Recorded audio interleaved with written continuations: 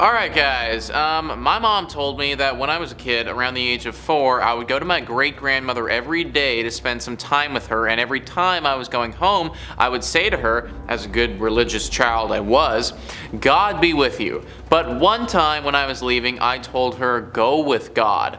According to my mom, my mom, correct me, but I insist in saying go with God. That night, my great-grandmother died.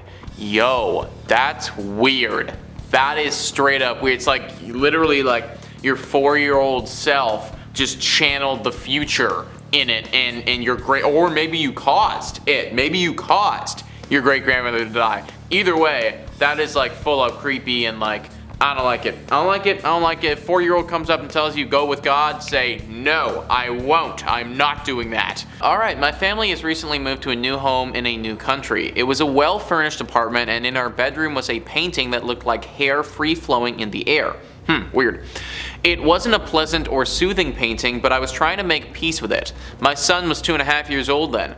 One day, I was settling him down for an afternoon nap in my bedroom when he said, "I don't want to sleep in this room." I asked him why, and he said, "This painting looks at me and tries to talk to me, and I don't like it." That is weird. That is straight up weird. 2.5 years old is that kid as well. Like, those are like complete sentences for a 2.5-year-old. Like, when do you start talking? I guess it's got to be around that point, you know. It's like you got to be around that. I have no idea what my first words were or when they were or anything like that, but like, damn, dude, like if a 2.5-year-old's telling me like that thing's talking to me right now, like I don't want to be here, I'm like, alright, we dipping, dude, like I'm gonna nope on out of there. My 4-year-old has an imaginary friend named John. He's had him for a while, but a few months ago he came to me, completely serious, and said, "Big John said he loves you," and then walked away. Now he has always referred to him as Buddy John. For example, my buddy John and I. But my grandfather's name was John, and everyone used to call him Big John. He passed away when I was 6 years old. We lived with him at the time of his passing, and he was such a huge part of my life. I have never referred to him as Big John or even John, and when speaking about him, always just Grandpa. So the kid says Big John said he loves you, but he usually says my buddy John. Okay, like I see how that could be creepy. I also think too, you know, a 4-year-old kid, like he could have just decided like, oh, it's Big John now, like that's who it is, you know, like boom. Or, you know, potentially somebody else, you know, like the other parent has come in and talked about Big John before to him, you didn't even hear about it. I don't know, this seems more like a coincidence to me, whereas like the other ones seem like, holy crap, like paranormal stuff. I'm thinking coincidence here. My 4-year-old son and I were waiting for our food at Panera. Panera, great stuff, love it. While we stood there, he started rubbing my belly and talking to it. I asked him what he was doing. He said that he was talking to the baby. I informed him that I was not pregnant, and he said, "There is a baby in your belly. I just saw it crawl across the floor and climb up into you." No, absolutely not. No, I hate it. I don't want anything crawling inside me ever. You know, it's like, Chris, can you think of one single thing in life that you'd want to crawl inside of you? Can't say that you can you, buddy? Yeah, I don't know if there's any single item or object or thing that I want to crawl inside of me, let alone a freaking baby. Bleh, no thanks. I was sound asleep, and at around 6 a.m. I was woken up by my 4-year-old daughter's face inches from mine. She looked right into my eyes and whispered, "I want to peel all your skin off." The backstory here is I had been sunburned the previous week and was starting to peel. In my sleepy state, however, it was pretty terrifying for a few seconds. I didn't know if I was dreaming or what was going on. Yeah, I mean, even still, like, even if you're peeling, like, that's still a weird thing for a 4-year-old to say, you know, like, "I want to peel all your skin off." Like, no, like, don't tell me that, please. Like, I will peel my own skin off, thank you very much, if it needs to be peeled. Like, and also just peeling skin, like, I'm so blessed, guys. Like, I really never ever get sunburned, so I've never had to deal with that before, so I don't know what that's like, but like, bleh, I don't like, this whole situation is just a bleh to me. My mother was babysitting my daughter while I was at a doctor's appointment and said, "Oh no, Grandma, Mama's not coming home anymore today. She was in a bad accident. She can't come get us." I had indeed been in an accident that almost killed me at that exact time. None of my family had yet been notified.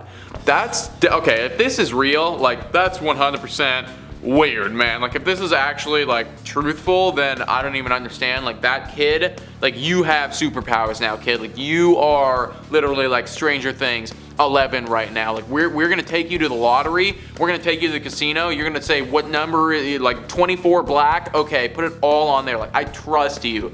This is weird. Why are you crying? Bad man. What bad man? There. Points behind me at a dark corner of the room. Uh-oh. Lamp on bookshelf next to said darkened corner falls off as soon as I turn to look. She slept on our bed that night. What is this? What? So I guess it's like, okay, there's a kid, and she's saying, like, there's a bad guy over there. You look behind you, something falls. And then I guess you think that there's a, but I mean, I don't, okay, I mean, I get it, but I don't get it. You know, like, I get it, but I don't get it, because then, but how did the lamp fall? Was there a guy there? Was it a paranormal thing? Where is this human being? You know what I'm saying? My sister got hit by a drunk driver in April and it totaled her car. Oof. She had my 4-year-old nephew and my infant niece with her. No. When my mom arrived at the hospital, my nephew asked her if he would thank the big guys. What big guys, Caden? Grammy, the big guys that were in the car with me when it got loud and scary, and they hugged me with their arms and kept me safe. Even the insurance adjuster cannot explain how either child escaped without a scratch. Huh, okay, I mean, I don't know. I don't know, you know, like a car getting totaled too, like a car getting totaled, that is scary stuff. A 4-year-old and an infant, like, they are susceptible to injury, folks. So I don't know what they were talking about there, like, I don't know, but like, thank God, you know, if there was big guys, then like, thank you big boys for getting it done, because we gotta save those guys. Do not drink and drive, not cool. Go back to sleep, there isn't anything under your bed.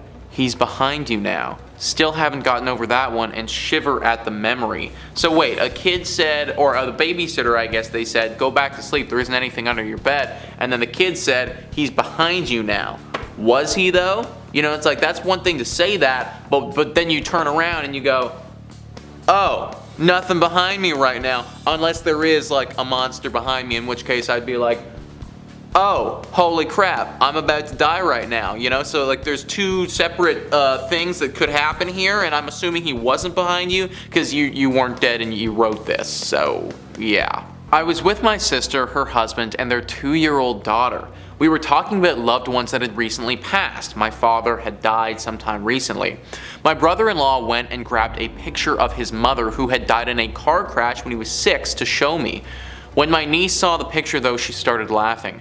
We asked her what was so funny, and she looked at us and said, that's my special friend who sings to me. I still shiver a bit just thinking about it. Yeah, that's a big no. I feel like all these kids, like unless they're just like saying like weird kid, because like, you know, kids say weird time, you know, it's like kids just say stuff and they don't know what they're talking about.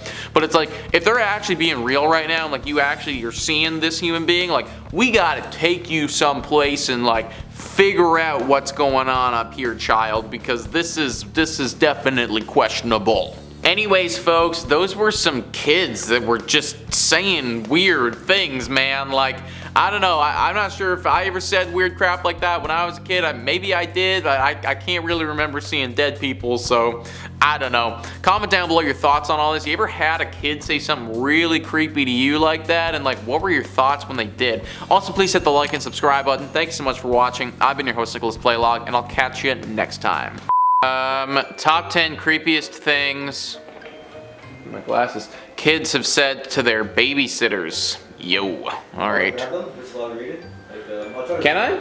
If you want. Like, is it? Zoom in a lot for it. As much as I can before this. Is that fine? Yeah. I've never worn them for this, but I can. In my sleep at, what is that word? Adelaide? Adelaide State?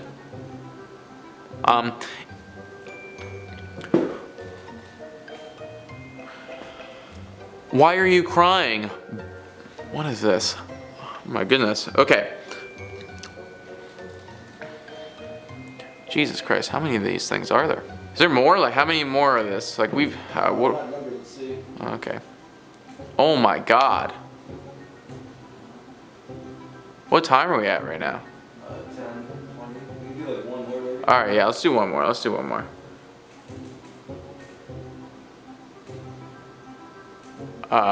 Wait, go back. Yeah, these two.